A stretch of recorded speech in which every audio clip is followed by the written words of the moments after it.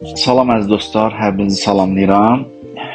Bugün mən sizlərlə çalışdım ki, həm gəzinti edeyim, həm də bəzi danışım. Əsasən ən çox verdiyiniz suallara cavab vereyim. Həm Instagram üzərindən, həm YouTube üzərindən. Ona görə də mövzu seçməkdə çətinlik çəkirdim. Bir də vaxt problemi yaşayırdım, amma axır ki vaxt eləyə bildim. Ona görə də biraz bugün danışmaq istəyirəm. Mövzumuz əsasən Almanyaya gəlməyin yolları ilə bağlıdır. Bu sualı çox verirlər və dəfələrlə bu suala mən cavab vermişəm, amma düşündüm ki, yenidən bu barədə danışmaq lazımdır. Əziz dostlar, əslində Almanyaya gəlməyin ən gözəl yolu qanuni yollardır. Yəni birbaşa Alman vizası ilə gəlməkdir. Çünki başqa ölkələrin vizası ilə bura daxil olanda hüquqi problemlər yaranır. Yəni deyək ki, məsələn, siz Çexiya vizasından gəlmişsiniz. Çexiyaya iş vizası ilə və oradan bura keçmişsiniz və işləməyə çalışırsınız burada. Bu biraz problem yaradır. Çünki gəlin belə danışaq da, Çexiyanın iş vizası Çexiyaya aiddir və yaxud da Litvanın iş vizası Litvaya aiddir. Sizin gəldiyiniz şirkət sizi belə deyək də, ezamiyyətə göndərirsə Avropanın başqa bir ölkəsinə, bunun qanun tərəfləri var. Məsələn, Litvada bir şirkətdə bir fəhli olaraq, usta olaraq, mütəxəssis olaraq çalışırsınız və sizi müqabilən ezamiyyətə göndərirlər, məsələn, Belçikaya və yaxud da göndərirlər Hollandiyaya və yaxud da göndərirlər Almaniyaya. Bu mümkündür, bəli. Amma gəlim bunu Litva vizasını çevirmə Alman vizasına falan biraz uzanan prosesdir. Gələsiniz bura, vəkil tutasınız, vəkil bu sahə üzrə mütəxəssis vəkil olsun, uğurları olsun və s. və ilə axır. Çətindir biraz. Mən məsləhət görərdim ki, Alman vizasına müraciət edəsiniz. Hətta son illər tanıdığım bir neçə nəfər artıq Alman vizasını rahat şəkildə almağa başlayıblar. Çünki Alman konsulluğu əvvəllər bəzi sərt tələblər qoyurdusa, hal-hazırda bu tələbləri yığışdırıb.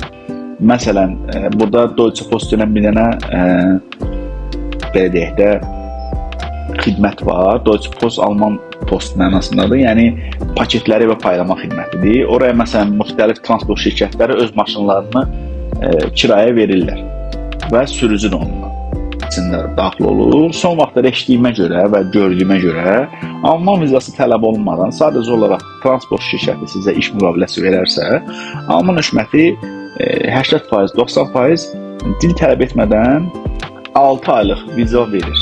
Ən azından mənim gördüyüm 6 aylıq vizalar, daha uzun deyil. Yəni, onunla gələ bilərsiniz. Var, nümunələrdə çoxdur. Kimsə desə ki, mümkün deyil falan, boş verin. Bunu deyən adamların çoxsun nəzərə alın ki, paxıl insanlardır, çalışırlar ki, gəlməyəsiniz. Mən başa bilmirəm ki, buradakı bəzi Azərbaycanlılar nə istəmir ki, Azərbaycanlılar buraya gəlsin. Mən onu anlamıram. Amma bir şey də qeyd edim ki, mən o şeyin tərəfdarı deyiləm ki, məsələn, Azərbaycanda işləyirsiniz, ayda 2000-3000 manat arası maaş alırsınız. Buraya gəlmək maddiyyata görə mənasız olur. Artıq mənasız olur. Çünki gəlin belə danışaq.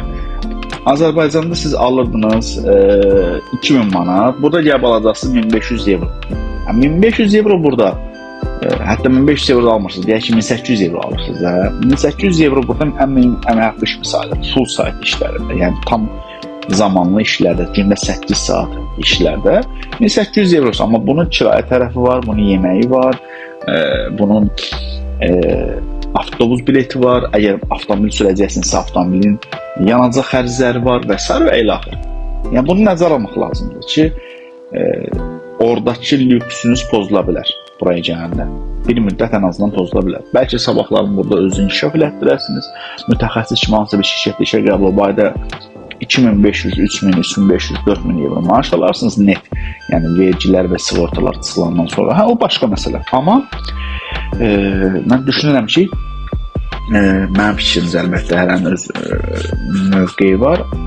Qardaş, orada ya da bacı orada pul qazanırsınızsa, buraya pul qazanmaq üçün gəlmək istəyirsinizsə və orada yaxşı maaşınız varsa, məncə orada qalsanız yaxşıdır. Bura gəbəyə desək edərsiniz və ümidləriniz suya düşə bilər. Çünki çətinlik çoxdur. İşlər də ağırdır. Əlbəttə, bu mənim dediyim həkimlərə, mühəndislərə, IT sahəsində fəaliyyət göstərən şəxslərə aid deyil. Bu sadəcə Azərbaycandan iş vizasıyla gəlib burada yaşamaq istəyən və o iş vizası ki, məsələn, sürücü kimi, təmizçi işi kimi və yaxud da xadimə işində işləmək istəyənlər kimi və yaxud da fəhlə və yaxud da usta, bunlara aid. Amma əlbəttə, IT mütəxəssisləri özləri zaten bilirlər ki, Avropaya və yaxud da xaricdə yaşamağa hansı yollar var. Onlar özləri gözəl bilirlər, bütün YouTube-dan, süni zəka alətlərindən və yaxud da başqa yerlərdən Google-dan falan araşdırırlar, doludur. Bu mən dediyim spesifik sahə axtaranlar ki var, məsələn, istəyir ki, sadəcə Azərbaycandan çıxsın, gəlsin bura. Bu adamlara aiddir ki, qardaş, maaş budur burada. Çox vəd verənlərə də inanmayın. Çünki dələdüz olursa, gəlir başqa mənzərə ilə qarşılaşa bilərsiniz.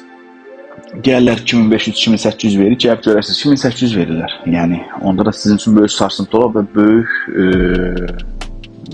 belə deyim də, stres yaşayarsınız.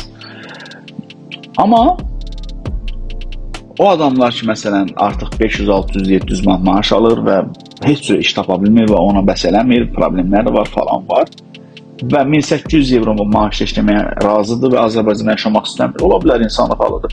Burada da elə Alman başı Almanya'da yaşamaq istəmir, gedir başqa ölkələrə.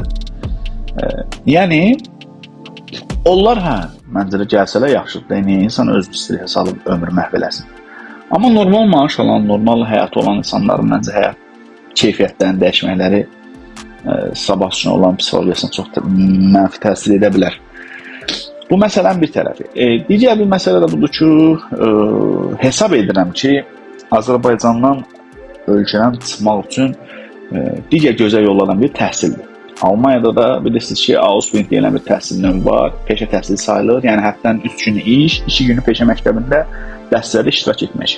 Və 3 il, minimum 2 il, maksimum 3 il təhsil almaq, ondan sonra imtahanlar vermək və imtahanların hamısını yaxşı nəticə göstərib, daha sonra miqrasiya xidmətinə, yəni şəhərdə, yaşayacağınız şəhərdə, məsələn, Kölndə, Düsseldorfda və yaxud da Hamburgda, məsələn, Berlində, Frankfurtda, Münşendə və yaxud digər şəhərlərdə ki, yerli miqrasiya xidmətinə yaxınlaşırsınız ki, mən artıq Ausbildung bitirmişəm və son 3 ayın səhv eləməmsə maaş qəbzlərini istəyirlər sizdən, kirayə qəbzlərinizi istəyirlər, ödəmə qəbzlərinizi və ondan sonra 1 illik minimum, maksimum 2 illik oturum verirlər. Amma vaxta qədər də o tələb oturum kartı verirlər. Bu çox gözəl yoldur. Bunun üçün nə lazımdır? Dəfələrlə danışmışıq, amma bir də deyək, qısa deyəcəm, amma bununla bağlı başqa bir vaxt, başqa bir şəkildə uzun danışacağım. Minimum Alman dilini B2, minimum B1, maksimum B2 səviyyəsində öyrənmək, baxırıq hansı peşə üçün B1, çünki məsələn IT sahəsində oxumaq istəyəcəksinizsə burada, ona minimum B2 lazımdır, B1 bəs eləməz. Amma başqa sahələr ki var, məsələn, ustadır, malyardır, diş texnikliyi falandır, B1 ilə başlamaq olur. Amma sonradan B2 əlbəttə ki, sizin özünüzün lazım olacaq. Çünki dərslər zaten Almanca keçirilir və iş yerində Almanca danışırlar. Bu, yəni, məncə ən gözəl yollardan biridir. Yəni, peşə təhsili, yəni Ausbildung. Amma ümumiyyətlə təhsil ala bilərsiniz. Əlbəttə, magistratura təhsili, bakalavr təhsili. Dediyim kimi, bu mövzular təhsillə bağlı başqa bir videomda ətraflı 10-15 dəqiqəlik videoda bu arada danışacağım. Amma hesab edirəm ki, məncə Azərbaycandan xarici ölkəyə getməyin ən gözəl yolu, qardaş, getdiyiniz ölkənin iş vizasını almaqdır. Bir də bir şey də deyim qısa formada. Məsələn, Litvada və yaxud da Çexiyada və yaxud da Polşada, nə bilim, daha hansı ölkəmiz, Estonyada, Latviyada, Slovakiyada hətta viza alırsınızsa, çalışın getdiyiniz ölkədə elə orada işləyin. Çünki niyə? Qardaş, zaten Litvadan maaş 1500-1600 euro arası verir. Çox təşviş aladı 1200-1300, amma 1500-1600-1800 arası verir. Oranın aylıq xərcləri Almanya aylıq xərclərindən ən az 2 dəfə fərqlənir, azdır. Almanyada kirayələr bahadır, ərzaq bahadır, yanacaq bahadır və bir çox şey bahadır. Nəqliyyat da bahadır, yəni bilet, avtobus bileti, metro bileti, tramvay bileti və s. və elə axır. Düzdür, Almanyada çıxardıblar Deutschland tiket deyilən bir şey var, Alman bilet adında aylıq səhv eləməmsə hal-hazırda 68 euro olmalıdır, səhv eləməmsə ya da 58 euro tam deyənmərəm. Amma xərcdir də bu da. Məsələn, amma şeydə elə deyil, Litvada elə deyil. Litvada məsələn Vilnius şəhərinin özünün bilet şeyi var, ucuz bir şeydir. Aylıq mobil operatorlara ödəmələri var ki, çox ucuzdur. Almanyada məsələn minimum 30 eurodan başlayır. Əgər limitsiz internet istəyirsinizsə, limitsiz danışıq istəyirsinizsə. Yəni sözümün bu barədə canı oldu ki, gəldiyiniz ölkənin vizası ilə yəni deyək ki, Litva vizası almışsınızsa, elə orada işləsəniz məncə daha məqsədli zaten Avropadır. Hə, siz deyə bilərsiniz ki, mənim xəyallarımda var ki, mən Almaniyada yaşamaq istəyirəm və s. və ilə axır. Ona dediyim kimi, o rəsmi prosedurları var, ya Alman vizası olmalıdır, ya da Litva vizası almışsınızsa, gəlirsinizsə burada işə, burada sizə müqavilə verirsə, onun hüquqi yollarını tənzimləmək lazımdır vəkil vasitəsilə. Bundan artıq bir şey deyə bilmərəm. Bugünlük bu qədər. Özünüzə yaxşı baxın. İnşallah növbəti videoda görüşərik. Bir də zəhmət olmasa abunə olub like etsəniz çox sevinərəm. Çünki nə qədər çox like etməyiniz YouTube-da videonun daha çox qabağa çıxmağını təmin edir. Özünüzə yaxşı baxın. Hələlik növbəti videoda görüşək.